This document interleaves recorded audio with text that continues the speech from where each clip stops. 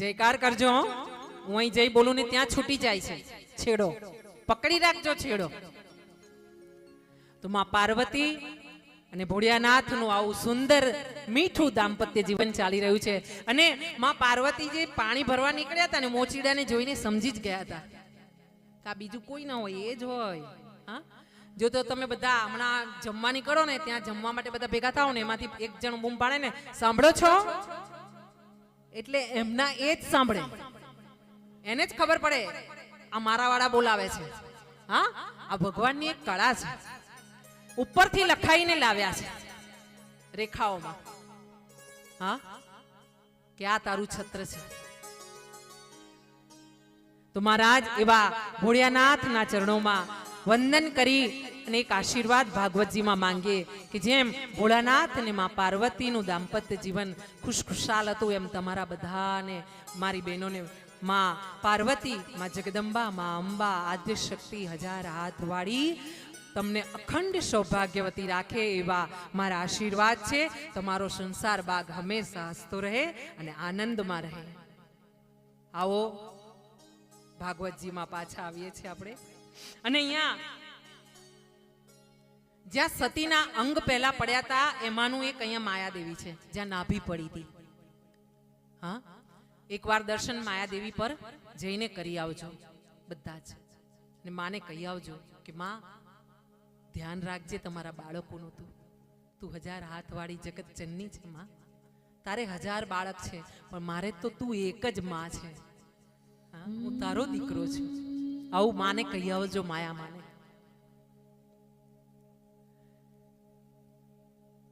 આગળ અહીંયા મનુજીના પુત્ર તરીકે ઉત્તાનપાદ બતાવ્યા છે. ઉત્તાનપાદને સુનીતિ અને સુરુચિ બે રાણીઓ બતાવી છે. અહીંયા ભાગવતની દરેક કથામાં કથા છે, પણ જો સમજુ ને જ્ઞાની માણસ હોય ને તો એને ઈશારો છે. અહીંયા સુનીતિ, સુરુચિ આપણા બધામાં છે.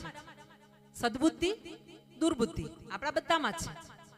હા, સદગુણ, તમોગુણ આપણા બધામાં છે. પણ સમય સમય પ્રમાણે ઉપર આવે, બહાર આવે, દબાઈ જાય. હા, અને જે પછી નામ સ્મરણ અખંડ જેનું ચાલે ને એને પછી સતોગુણ જ રહે, સત્વગુણ રહે, સુનીતિ જ રહે. અહીંયા સુનીતિના પુત્ર છે ધ્રુવજી મહારાજ, અને બીજી પત્ની ઉત્તાનપાદે લીધી છે. ઉત્તાનપાદ એટલે જેના પગ હંમેશા ઊંધા રહે છે, એટલે જે સાષ્ટાંગ દંડવત મહારાજ કરે એના પગ હંમેશા ઊંધા રહે. આ નામ છે ઉત્તાનપાદ. એમની પત્ની સુનીતિ, સુનીતિના પુત્ર છે ધ્રુવજી મહારાજ, અને બીજી પત્ની છે સુરુચિ, એના પુત્ર છે ઉત્તમજી મહારાજ. અને સુરુચિએ એક દિવસ ધ્રુવજી મહારાજ જ્યારે પોતાના પિતાની ખોળામાં બેસવા માટે આવ્યા છે રાજ્યની સભાની વચ્ચે, ત્યારે સુરુચિએ ધ્રુવજી મહારાજને ઉત્તાનપાદના ખોળામાંથી હડસેલીને નીચે મૂકી દીધા છે. આ નાનકડો અમથું બાળક છે, કદાચ 5 વર્ષના. અને એવા બાળકને હડસેલીને કહેવામાં આવ્યું છે કે જો તારે તારા પિતાના ખોળામાં બેસવું હોય ને તો જા, પહેલા કંઈક નામ કરીને આવ. તારે મારા ખોળે જન્મ લેવો પડે ને, મારા પેટથી જન્મ લેવો પડે તો તને તારા પિતાના ખોળામાં બેસવા મળશે. ધ્રુવજી રડતા રડતા મા પાસે આવ્યા છે. માને વાત કરી છે, સુનીતિને વાત કરી છે, ને સુનીતિએ કીધું છે કે સાચી વાત છે, સુરુચિની સાચી વાત છે. બેટા કઈક એવું કરે કે તારી માં સુરુચિ તને કહે કે હા તું લાયક છે. અને આ રીતે માતા પોતે ગુરુ બન્યા છે સુનીતિજી, અને ધ્રુવને પોતે આજ્ઞા કરી છે કે તું ભગવાનનું નામ લે. કઈ માતા હશે કે જે પોતાના નાનકડા બાળકને વન તરફ મોકલે? આ તરફ ધ્રુવજી પણ એ બાળક છે કે જે ભગવાનની નજરમાં છે. અને ધ્રુવજી ચાલી નીકળ્યા છે વન તરફ ચાલી રહ્યા છે. નાના નાના કોમળ પગ છે, ઝીણા ઝીણા નાના નાના માસૂમ હાથ છે, એમની આંગળીઓ પતલી પતલી છે. અને એવા કોમળ બાળક જ્યારે વન તરફ ચાલી રહ્યો છે ત્યારે એને ઠેસ વાગી રહી છે અને કાંટા વાગી રહ્યા છે. ઝાડી ઝાખરામાંથી એ જ્યારે પસાર થાય છે ત્યારે એના શરીરમાં ઉઝરડા પડી રહ્યા છે, લોહી નીકળી રહ્યું છે. અને માએ એક મંત્ર આપ્યો હતો કે જઈને ભગવાનનું નામ લેજે. રસ્તે માનું નામ સ્મરણ, માનો વિચાર કરતા કરતા ધ્રુવજી ચાલી રહ્યા છે ને એવા સમયે નારદજી આવ્યા છે. નારાયણ નારાયણ નારાયણ. નારદજી આવીને ધ્રુવને રોક્યો છે. અરે બાળક, આ ઘોર વનમાં, આ ઘોર જંગલમાં ક્યાં જાય છે? ધ્રુવજીએ માના સંસ્કાર પ્રમાણે આ ભગવા જોયા ને એટલે તરત જ નમસ્કાર કર્યા અને નારદ મુનિને સાષ્ટાંગ કરીને પૂછ્યું, પ્રભુ, મારી માએ મને કીધું છે કે વનમાં જઈને ભગવાનનું ધ્યાન ધરજે, એટલે હું વનમાં જઉં છું ભગવાનનું નામ લેવા માટે. નારદજીએ કીધું, અરે તું તો મૂર્ખ, પણ તારી માં મૂર્ખ, તારા નાના આમથા બાળકને આમ વનમાં મોકલી દેવાય? વનમાં વાઘ, વરુ, જંગલી પ્રાણીઓ આવે, તને ફાડી ખાશે, તને મારી નાખશે, પાછો વળી જા. આમ કહીને નારદજી થોડું આગળ ચાલ્યા છે અને ધ્રુવજી એમની પાછળ પાછળ ચાલ્યા છે. પાછું વળીને નારદજીએ જોયું છે ધ્રુવજી એમની પાછળ પાછળ આવી રહ્યા છે. એમણે પાછું કીધું છે, અરે બાળક, તને સમજણ નથી પડતી? હું કહું છું, જા જા, તારી મા પાસે પાછો જતો રે. અહીંયા જ બધા જંગલી પ્રાણીઓ કેવી રીતે બચે? ધ્રુવજીએ હાથ જોડીને કીધું છે, પ્રભુ, માતાની આજ્ઞા છે, મારી માની આજ્ઞા છે, ભગવાનનું નામ લેવાનું કીધું છે. અને એવા સમયે નારદજીને ખબર પડી ગઈ છે કે આ તો ભક્ત છે, ભગવાનનો પાર્ષદ જન્મ્યો છે, કોઈ પુણ્ય આત્મા છે. નારદજીએ ધ્રુવજીને કાન ફૂક્યો છે. ગુરુ બન્યા છે પોતે સામેથી, એક ગુરુ બનાવવા, એક ગુરુ બનવા, મળવા. નારદજીએ ધ્રુવજીના કાનમાં મંત્ર ફૂક્યો છે અને કીધું છે, બેટા, ખરેખર તું ધન્ય છે, તારા મા બાપ ધન્ય છે કે એમના ખોળે તું બાળક તરીકે જન્મ્યો છે. જા, મધુબનમાં જજે અને મધુબનમાં જઈને તું તપ કરવા બેસજે અને નારાયણનું નામ લેજે, તને પ્રભુ દર્શન દેશે. હવે કોઈ શંકા ખરી ધ્રુવ મહારાજને? હા, ધ્રુવ મહારાજ મધુવનમાં ગયા છે. મધુવનમાં એક સરસ નાનકડું અમથું ઝાડ જોઈને ત્યાં જગ્યા સાફ કરીને પોતે આસન લીધું છે, પદ્માસન પર બેઠા છે. ભગવાનનું આંખો બંધ કરીને ધ્યાન લીધું છે. ધ્યાન કરીને નામ સ્મરણ ચાલુ કર્યું છે. ઓ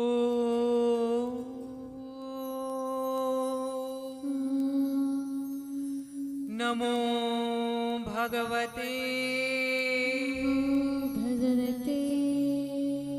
વાસુદેવાય નમઃ. વાસુદેવાય નમઃ.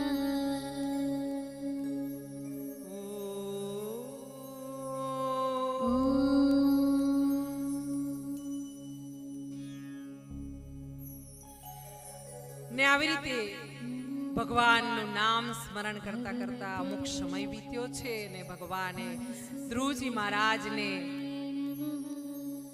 ધ્યાનમાં દર્શન આપ્યા છે.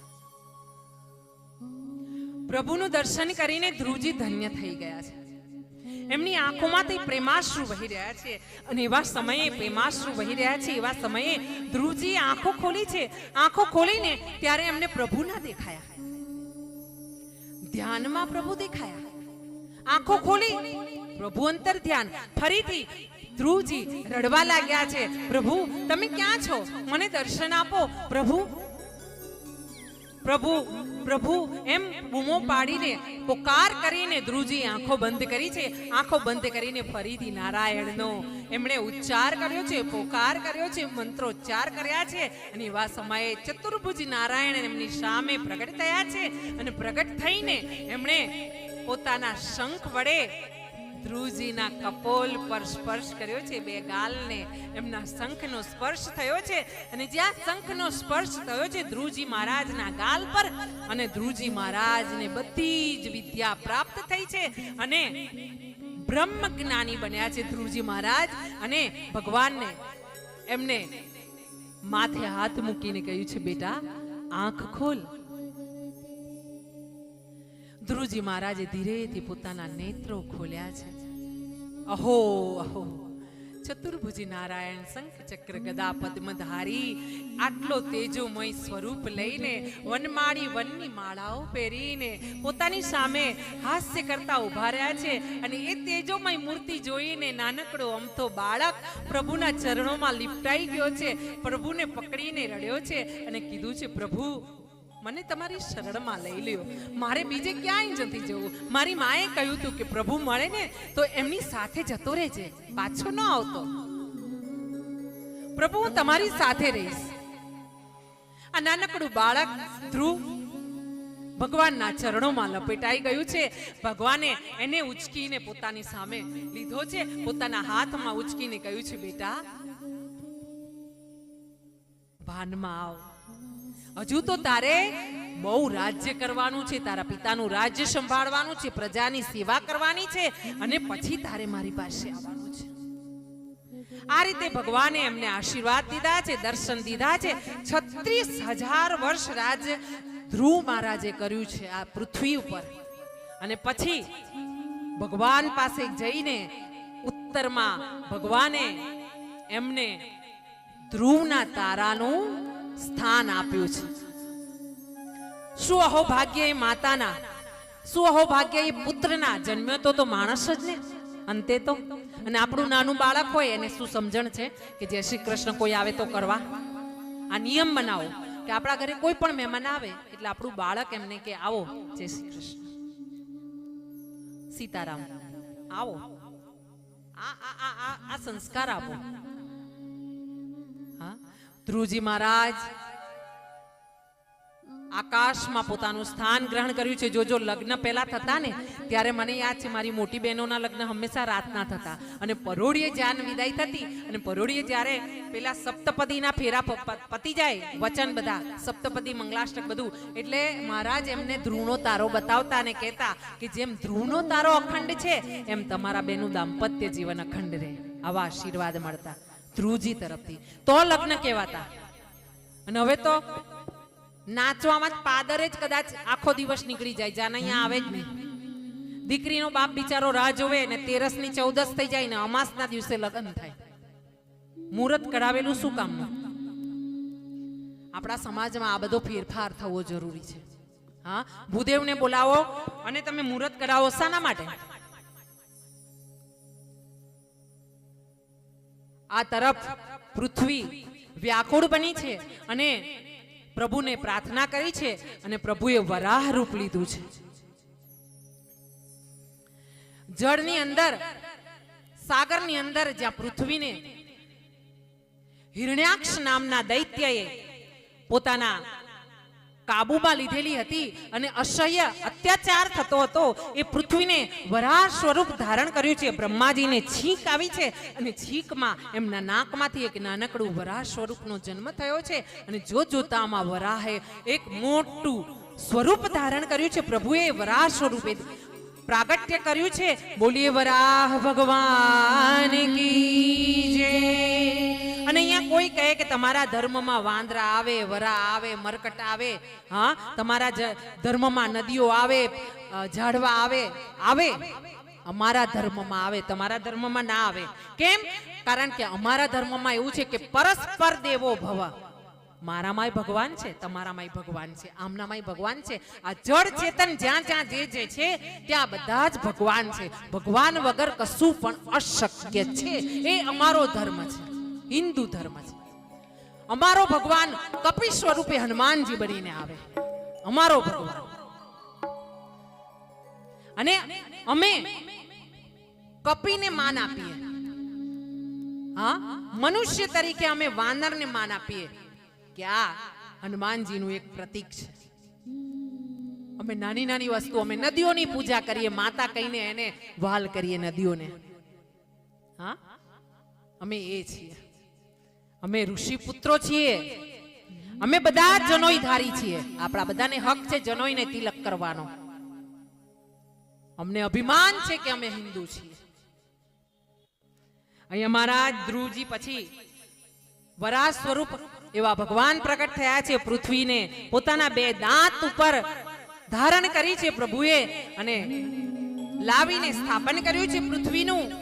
અને આ રીતે હિરણાક્ષની સાથે પ્રભુએ યુદ્ધ કર્યું છે અને હિરણાક્ષને માર્યો છે. આ હિરણાક્ષ એ છે કે જે જય ને વિજય દ્વારપાળ હતા સ્વર્ગમાં, અને સનત કુમારોએ એમને શ્રાપ આપ્યો તો.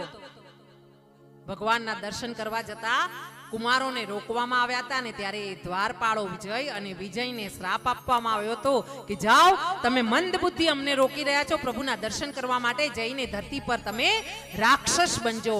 આ એ રાક્ષસ પુત્ર છે હિરણાક્ષ, હિરણ્યકશ્યપુ. અહીંયા ભગવાન વરાહ સ્વરૂપે પૃથ્વીનો ઉદ્ધાર કરે છે. સાથે હિરણાક્ષના ભાઈ બતાવ્યા છે હિરણ્યકશ્યપુ, અને હિરણ્યકશ્યપુ એટલે એ દૈત્ય કે જેણે પોતાના રાજ્યમાં નિયમ કરેલો કે કોઈએ ભગવાનનું નામ નહીં લેવાનું, મારું નામ લેવાનું, મારી જય જયકાર કરવાની, બાકી